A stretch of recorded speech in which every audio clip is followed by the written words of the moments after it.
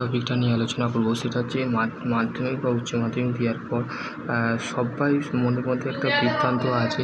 তো সেই রিলেটেড আজকে তোমাদের সমস্ত ছাত্রছাত্রীর প্রশ্নের আমি উত্তর দেবো। গতকাল আমি স্টেট কাউন্সিলিং গেছিলাম, তো তোমাদের কোশ্চেন প্যাটার্ন দেখছিলাম। তো সেই ক্ষেত্রে বলতে গেলে তোমরা কাউকে এই কথাটা বলবে না, আমি যেটা তোমাদের বলছি বা শেয়ার করছি। তো অবশ্যই সবাই দেখবে ভিডিওটা। তো আমি গতকাল স্টেট কাউন্সিলিং দেখলাম, তো তোমাদের যে কোশ্চেন প্যাটার্ন সেটা হতে ইজি হতে পারে, ঠিক আছে। তো দেন আমি একটু কিউ দিচ্ছি যাতে তোমরা বলতে গেলে পড়াশোনাটা তোমাদের যাতে সহজ হয়ে যায় বা তোমরা পড়াশোনাটা ভালো করে করতে পারো, যাতে তোমাদের বলতে গেলে গতকাল আমি স্টেট কাউন্সিলিং যেয়ে দেখলাম যে সমস্ত টিচার বা প্রফেসর যারা আছেন, তো তারা বলতে গেলে যে সমস্ত কোশ্চেন প্যাটার্ন তৈরি করেছে বা তৈরি হয়ে গেছে তোমাদের বলতে গেলে তোমাদের পরীক্ষা তোমাদের তৈরি করা হচ্ছে। তো সেই ক্ষেত্রে তোমাদের যে কোশ্চেন যে প্যাটার্নটা আছে সেই প্যাটার্নটা বলতে গেলে তো তোমাদের খুবই ইজি হতে পারে বা বলতে গেলে টাফ হতে পারে বা ডিফিকাল্ট হতে পারে। তো সেই ক্ষেত্রে বলতে গেলে তোমাদের পড়াশোনার যে গাইডলাইন সেটা বলতে গেলে খুবই ভালো হওয়া খুবই বলতে গেলে দুর্দান্ত হওয়া উচিত। কেননা এইবারে কোশ্চেন প্যাটার্ন যদি খুবই সহজ হয় বা বলতে গেলে তোমাদের আর্লি তোমাদের কোশ্চেন প্যাটার্ন কিন্তু খুবই ইজি হবে, ঠিক আছে। আর তোমাদের যে সেকেন্ড ফোর্থ এবং সিক্স সেমিস্টার ভাই বোনেরা আছে যাদের বলতে গেলে পরীক্ষা বলতে গেলে মে মাসে, তো মে মাসে কন্ট্যাক্ট করেছে আমাদের স্টেট কাউন্সিলিং। তো সেই ক্ষেত্রে বলতে গেলে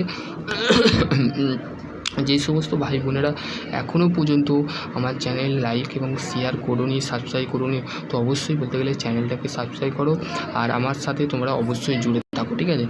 আর তোমাদের এর মধ্যে যাদের বলতে গেলে সহজ কোশ্চেন প্যাটার্ন হয় এবং বলছি PYQ মাস্ট তিনটে তোমরা ফলো করো, পরীক্ষায় তোমরা 100 to 100% তোমরা পাস করবে।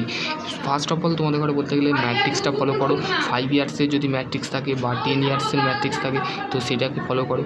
দেন তোমাদের বলতে গেলে 2 নম্বর হচ্ছে নোটটা মাস্ট, ঠিক আছে। কলেজ থেকে হোক বা তোমাদের কোচিং সেলফ স্টাডি থেকে হোক বা তোমরা অন্য কোনো কোচিংয়ের যে সমস্ত যে কোচিংয়ের যে সাজেশান দিচ্ছে বা কলেজ থেকে যে সাজেশান দিচ্ছে সেইগুলো অবশ্যই ফলো করো, ঠিক আছে, মাস্ট।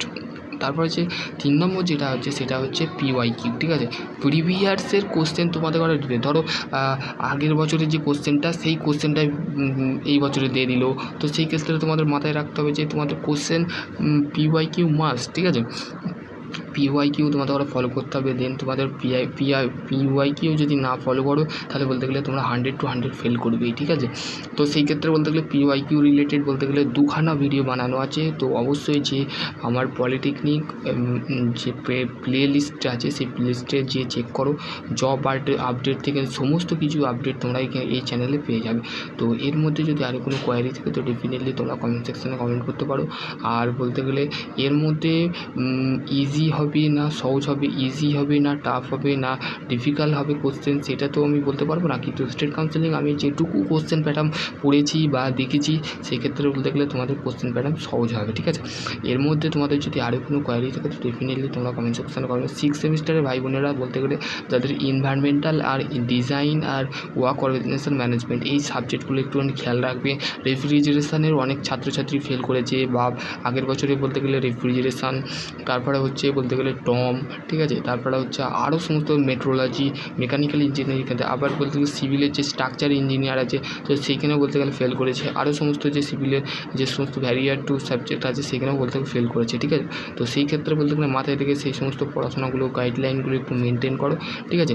এবার হচ্ছে পরীক্ষার যে গাইডলাইন সেটা হচ্ছে দেখো তোমাকে বলতে গেলে স্যানিটাইজার বা মাস্ক তোমাকে ম্যান্ডেটরি নিয়ে যেতে হবে, ব্ল্যাক কালি সেইগুলো স্টেট কাউন্সিলিং জানিয়ে দেবে। স্টেট কাউন্সিলিং বলতে গেলে আশা করি তোমাদের বলতে গেলে কোশ্চেন প্যাটার্ন খুবই সহজ হবে। দেন তোমাদের যদি আরও কোনো কোয়ারি থাকে তো অবশ্যই তোমরা বলতে গেলে এই চ্যানেলের সাথে জয়েন হয়ে থাকো। আমি প্রত্যেকটা সময় তোমাদের আপডেট দিচ্ছি যাতে তোমাদের বলতে গেলে পরীক্ষার যে প্যাটার্ন যেটা আছে সেটা খুবই ইজি হয় আর তোমাদের ছাত্রছাত্রীরা ফেল যাতে না করো।